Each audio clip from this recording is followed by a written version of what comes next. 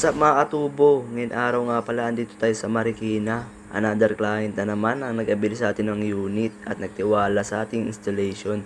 Tapos na pala natin i-set up yung mga unit na naabili sa atin ng ating client. Kaya ngayon, ituturo ko kayo ngayon sa aming nagawa. Kung mapapansin nyo, andito yung metro nila sir. Gumawa nga pala kami dyan ng bagong piping papunta sa refill ng tangke. At makikita nyo meron tayong check valve at ball valve dyan. Yan naman yung bypass kung tawagin. Diyan na nga pala namin nilagay kasi andyan yung existing na linya.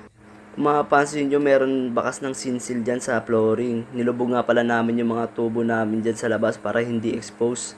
Para hindi masira yung disenyo ng bakod nila sir. At dito naman sa kabilang banda, nilubog din namin yung tubo paakyat. Kung makikita nyo, ang galing nung nagpintura, hindi pa inayos. Mamaya papaulit natin sa kanya yan na sa ganun makita ni sir na maayos. Baka hindi na tayo bigyan ni sir ng tip niyan. At dito naman sa loob, kung makikita nyo yung tubo, pinagapang namin sa taas. At dire-diretso papunta sa refill ng ating tangke.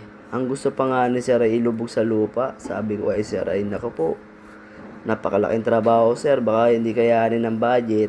Kaya ngayon, ang ginawa namin, sa ibabaw namin dinaan. Na sa ganun, isang araw pa lang ay makakukuha na namin at makatapos. At makapag-refill agad tayo sa ating tangke.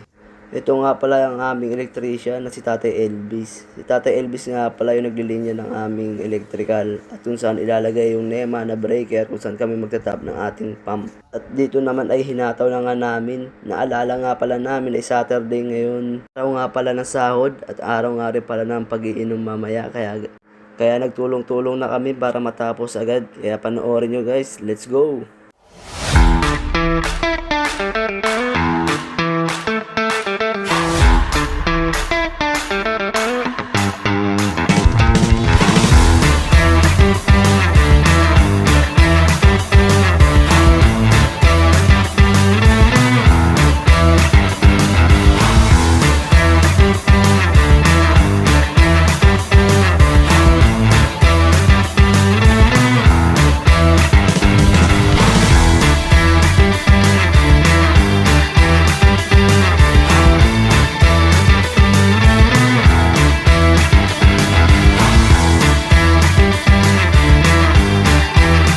At tatapos na nga pala namin mga katubo at pagpasok ko sa pintuan, bumungad agad si Kuya Rene. Napakaway pa nga sa sobrang ganda ng ating setup. Ayan na nga, aray ko.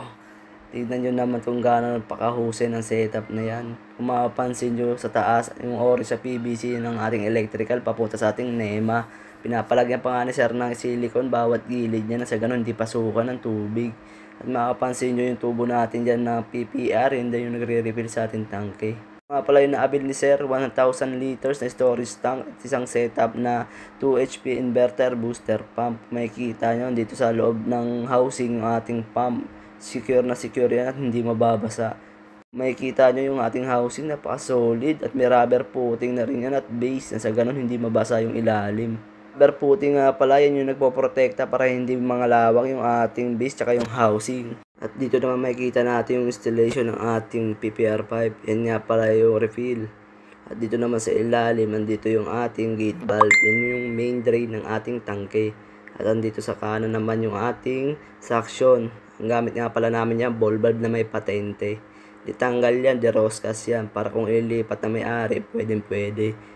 At dito naman sa loob ng housing, nandito yung ating 2 HP inverter booster pump. Yan nga pala yung lagi namin at mabenta sa amin dahil subok at matatag basta na sa tamang instalasyon at tamang maintenance. Ang sinet ko nga palang pressure dito ay 50 PSI. Gustong gusto na may-ari yan, napakalakas. Talagang goods na goods daw sa heater. Gumagana daw na maayos at nakapag-init ng maayos. Ito nga pala yung housing natin guys. Kung mapapansin nyo, napaka-solid ang gawa niyan. Solid na polycarbonate, stainless na texture ang aming ginamit dyan. At dito naman sa kabilang banda, dito yung discharge ng ating pump. Meron tayong check valve at ball valve. Yan yung pangotra natin sa water hammer. At dito naman pala yung testing drain natin. Dito pala may testing natin kung nagbibuild ng pressure yung ating pump. At isa nga rin pala ito sa kailangan kapag nag-calibrate tayo ng pressure. Pag gustong babaan at taasan. At andito na naman si Kuya Rene, nakaabang kung may tip na ibibigay. Ayan siya, giting tagumpay. Paano ba naman kasi sa ganda ng setup na yan, posibleng walang magbigay ng tip. Charot! Salamat nga pala mga katubo sa panonood. at pagsuporta sa aming grupo.